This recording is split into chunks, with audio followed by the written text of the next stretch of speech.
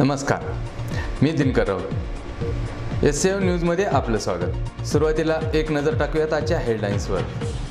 केज येथे भगवान श्रीकृष्ण आश्रमात गायरान गायीच्या कारवडीचे बारशे करून आनंदी नाव ठेवले। वडवणी येथील राम मंदिराच्या इनामी जमिनीसाठी श्री गंगाधर रावण गुरसाळी यांचे तहसील कार्यालय वडवणी येथे उपोषण सुरू। कानडीमाळी येथे 14व्या वित्त आयोगातून जिल्हा परिषद शाळा व अंगणवाडी यांना गॅस कनेक्शन व शेगडीचे वाटप। आता पाहूयात बातम्या सविस्तरपणे। केज बीड राष्ट्रीय महामार्ग टाकळी फाटा येथे भगवान श्रीकृष्ण आश्रमात एक गावरान गाय आहे। त्या गायीला कारवड जन्माला आली। जसे मनुष्य जन्मात बाळ जन्माला आल्याच्या नंतर त्याचे मोठ्या आनंदात बारशाचा म्हणजे नाव ठेवण्याचा कार्यक्रम केला जातो, तसेच केशव महाराज शास्त्री यांनी आश्रमात पाळणा हार फुलांनी सजवून लहान बाळाला जसे पाळण्यात बसवतात तसेच कारवडीला पाळण्यात बसवून दोरी ओढून महिलांनी गीत गाऊन तिचे आनंदी हे नाव ठेवण्यात आले। या कार्यक्रमाला महिलांची प्रचंड गर्दी होती। यावेळी ॲडव्होकेट दिलीप वनवे साहेब, सरकारी वकील तसेच प्रकाश राऊत, सुनील गालफाडे, शारदाताई गालफाडे, बंडू पाळवदे, नंदू नागरगोजे व इतर भक्तगण उपस्थित होते। पाहुयात या कार्यक्रमाची क्षणचित्रे।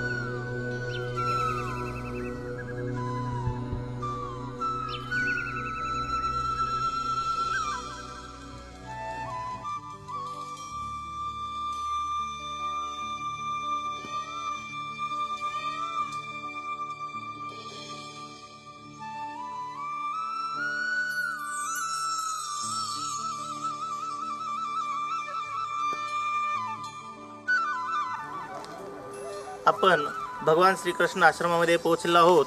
या ठिकाणी नव चैतन्य फुललेलं आहे। या आश्रमामध्ये वेगवेगळ्या प्रकारचे कार्यक्रम होत असतात। यामध्ये पाठीमागं दिवाळीला अपंगासाठी फराळ वाटप किंवा गोरगरिबांना फराळ वाटप केलं। त्यानंतर कालचा जो कार्यक्रम आहे हे एक गायीचं जे वासरू आहे याचं नामकरण केलेलं आहे आणि या ठिकाणी वेगवेगळ्या प्रकारचे असे उपक्रम राबवले जातात।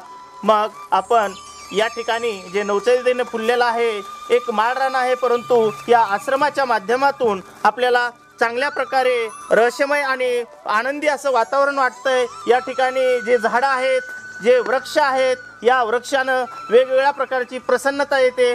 मग या मागचं नेमकं रहस्य काय आहे, या आश्रमाचे जे मठाधिपती आहेत त्यांना आपण विचारूया। केशव महाराज शास्त्री यांच्याशी आपण बातचीत करूया।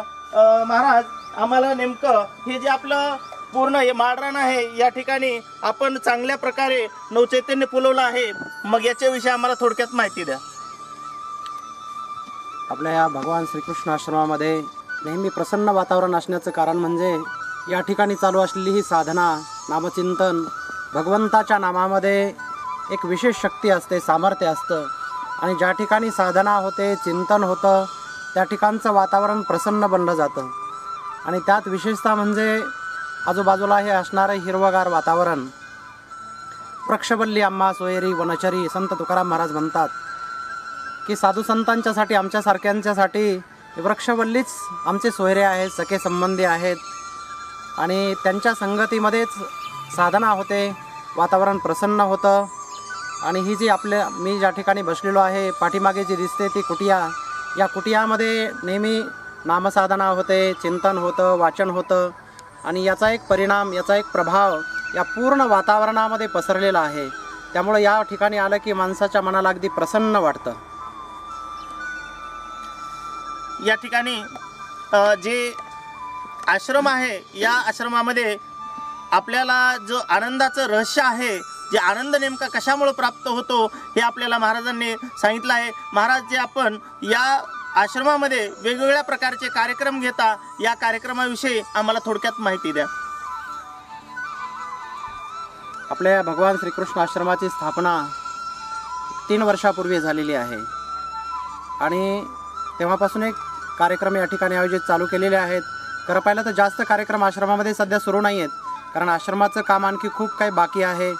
या ठिकाणी भगवान श्रीकृष्णाचं भव्य आणि दिव्य मंदिर होणार आहे. त्याचप्रमाणे या परिसरातल्या सर्व जनतेला अध्यात्म साधनेचा खूप मोठा लाभ होणार आहे.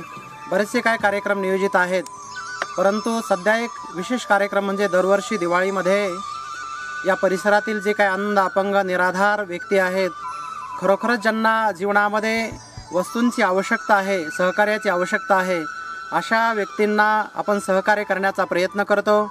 खरं पाहिलं तर माझ्याजवळ काहीच नाही आहे, मी एक सामान्य व्यक्ती आहे, माझ्याजवळ काही नाही आहे. परंतु माझे जे काय भक्त परिवार आहे, संबंधित व्यक्ती आहेत, त्यांच्या माध्यमातून आपण त्यांना वस्त्रदान करतो. ब्लँकेट, सतरंजी, टॉवेल किंवा वयोवृद्ध व्यक्तींना काठी वगैरे दिली जाते, फराळाचं साहित्य दिलं जातं. ज्या काही वस्तूच्या रूपानं आम्ही देण्याचा प्रयत्न करतो आणि देत आहोत. आत्ताही दिवाळीला हा कार्यक्रम या ठिकाणी आयोजित केला होता. 100 माणसांचं आयोजन होतं, परंतु या कार्यक्रमामध्ये जवळजवळ 200 व्यक्ती सहभागी झाल्या आणि सर्वांना आम्ही त्या वस्तूच्या रूपानं सहकार्य केलं. अन्नदानही एक 3-4 हजार लोकांना अन्नदान केलं गेलं. अन्नदानाचाही कार्यक्रम या ठिकाणी आयोजित केला. त्याचप्रमाणे अधिक मासानिमित्तानं या ठिकाणी अन्नदानाचा कार्यक्रम आयोजित केलेला होता, अध्यात्म साधनेचा कार्यक्रम आयोजित केलेला होता आणि रात्रीही काल या ठिकाणी एक कार्यक्रम आयोजित केला. एक आगळावेगळा कार्यक्रम. आपण आपल्या बाळाचं बारसं तर साजरं करतोच, परंतु या ठिकाणी एक गाईच्या वासराचं बारसं या ठिकाणी साजरं केलं गेलं. हा कार्यक्रम आयोजित केला गेला. आता बारसं म्हणजे नेमकं काय आहे, बारसं कशाला म्हणतात? आपल्या हिंदू धर्मामध्ये 16 संस्कार सांगितलेले आहेत. त्यापैकी 6व्या क्रमांकाचा संस्कार जो आहे तो नामकरण संस्कार आहे. बारसं म्हणजे नाव ठेवण्याचा कार्यक्रम आणि हा संस्कार जो आहे तो 12व्या दिवशी केला जातो, त्यामुळे त्याला बारसं म्हटलं जातं. आणि हे बारसं काल साजरं केलं, त्यामुळं नाव ठेवण्याचा कार्यक्रम अर्थात. आणि नाव ठेवण्यामागचा उद्देश जो आहे ना, त्यामध्ये एक विशेष अर्थ दडलेला असतो की आपण आपल्या बाळाला नाव देतो, पण कोणतं नाव देतो की आपल्या मनामध्ये ज्या अपेक्षा असतात, ज्या आकांक्षा असतात त्या बाळाकडून पूर्ण व्हाव्यात, ही एक मनातून इच्छा असते. जसं राम नाव दिलं जातं, राम नाव देण्यामागचा अर्थ असतो की माझ्या बाळानं प्रभू रामचंद्रांच्यासारखं जीवनामध्ये आचरण करावं, तसं वागावं, तसं जीवन जगावं. हनुमान नाव दिलं जातं, हनुमानासारखी शक्ती जीवनामध्ये प्राप्त करावी, त्यांच्यासारखेच आदर्श आपल्या डोळ्यासमोर यावेत, असं जीवन जगावं, या मागचा उद्देश असतो. आणि त्यानिमित्तानं रात्री गाईच्या वासराचं नामकरण आम्ही या ठिकाणी केलं गेलं. खरं पाहिलं तर आपल्याला सर्व संस्कार माहीत नाहीत. मला वाटतं तुमच्या सर्वांना एकच संस्कार विशेष रूपानं माहीत असतो, तो म्हणजे 15व्या क्रमांकाचा विवाह संस्कार. हा सर्वांना विदित आहे. आणि शेवटचा जो एक अंत्येष्टी संस्कार असतो, 16वा संस्कार, हे मोजके संस्कार आपल्या सर्वांना माहीत आहेत. परंतु 6वा संस्कार, नामकरण संस्कार या ठिकाणी साजरा केला गेला आणि त्यानिमित्तानं सर्वजण या ठिकाणी उपस्थित झाले होते. आणि अन्नदानाचाही कार्यक्रम आयोजित केला होता. खरं पाहिलं तर अन्नदान जीवनामध्ये केलं पाहिजे. महत्त्वाची गोष्ट म्हणजे आपण वर्षभर अनेक ठिकाणी जेवायला जातो, अनेक कार्यक्रमामध्ये जेवण करतो, परंतु आपण स्वतः अन्नदान करत नाही. जीवनामध्ये आपणही आपल्या जीवनामध्ये अन्नदान केलं पाहिजे. वर्षामधून एक तरी दिवस असा आपल्या जीवनामध्ये असला पाहिजे की त्या दिवशी अन्नदान घडलं पाहिजे. आणि हे प्रत्येकाचं कर्तव्य आहे.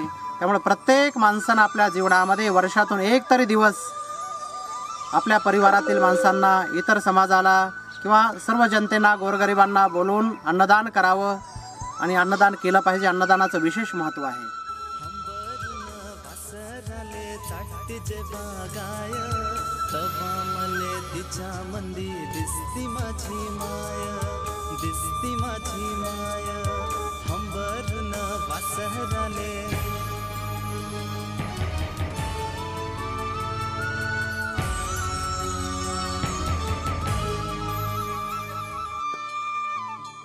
या ठिकाणी जे गाईचं वासरू आहे याचं नामकरण केलेलं आहे. या नामकरणाचं कशा प्रकारे केलं, याचं नाव काय ठेवलं, याच्याविषयी आम्हाला थोडक्यात माहिती द्या. या बाळाचं नाव आनंदी ठेवलेलं आहे. या वासराचं नाव आनंदी ठेवलेलं आहे. आणि आनंदी या शब्दाचा अर्थ आहे की जीवनामध्ये आनंद प्राप्त व्हावा. म्हणजे सर्वांच्या जीवनामध्ये आनंद प्राप्त व्हावा आणि सर्वांच्या जीवनामध्ये आनंद देणारी गोमाता आहेच आहे. गाईचं विशेष महत्त्व आहे. खरं पाहिलं तर गाईला माता म्हटलं जातं. या पाठीमागचा उद्देश एक विशेष आहे, कारण गाईमध्ये एवढे गुण आहेत की त्या गुणांचं वर्णन शब्दामध्ये केलं जाऊ शकत नाही. दुसरी महत्त्वाची गोष्ट म्हणजे बाळाचा जन्म झाल्यानंतर बाळाला आईचं दूध पाजलं जातं किंवा आईच्या नंतर गाईचं दूध पाजलं जातं. आणि गाईच्या दुधाचंही तेवढंच महत्त्व आहे की जेवढं आईच्या दुधाचं आहे. आणि आईच्या दुधासारखंच गाईच्या दुधालाही महत्त्व आहे. दुसरी गोष्ट की संस्कृतमध्ये एक सुभाषित आहे, त्यामध्ये म्हटलेलं आहे, परोपकाराय फलंती वृक्षाः, परोपकाराय वहन्ति नद्यः, परोपकाराय दुहन्ति गावः, परोपकारार्थ इदं शरीरम. परोपकारासाठी नद्या वाहत असतात, परोपकारासाठीच वृक्ष फळ देतात, ते स्वतः खाण्यासाठी देत नाहीत. तसं गाईसुद्धा दूध देतात ना, ते परोपकारासाठीच देतात, आपल्या सर्वांच्यासाठीच देतात. त्यामुळं गाईला एक माता म्हटलेलं आहे, ते आईचं काम करते आहे. धन्यवाद. आपण या ठिकाणी चांगलं कार्य चालू आहे आणि आश्रमाला आमच्या चॅनलतर्फे हार्दिक हार्दिक शुभेच्छा. धन्यवाद.